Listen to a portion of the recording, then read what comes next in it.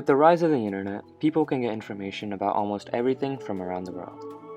Now, people don't even need to carry laptops for internet access, since you can just pull out your smartphone and connect to the web.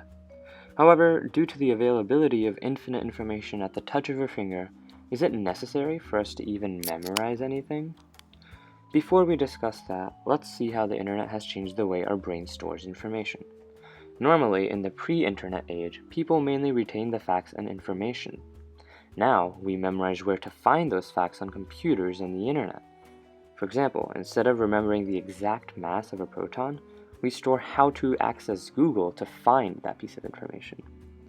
Even though people still accessed information stored in books before the growth of the internet, they still had to memorize that information since looking through libraries of books was difficult and time-consuming. In modern society, however, we can easily look up things on Google and Wikipedia with the click of a button, and no longer have a need to store that information in our brains. Obviously, there are certain things that are important to remember without the help of our iPhones, such as our social security numbers or our parents' birthdays.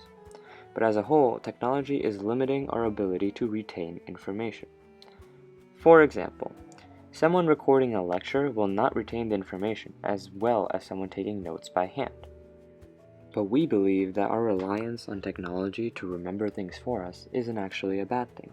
In fact, this allows us to better focus on developing other areas of our brains and skills such as critical thinking and creative expression. For example, in our English class, our assignments required us to write blog posts that analyze or apply evidence provided in other articles to formulate and express our own opinions and ideas. In the past, students were required to go through newspapers, magazines, and books to find evidence for their claims. This step took a large amount of time, limiting the amount of time spent creating the argument.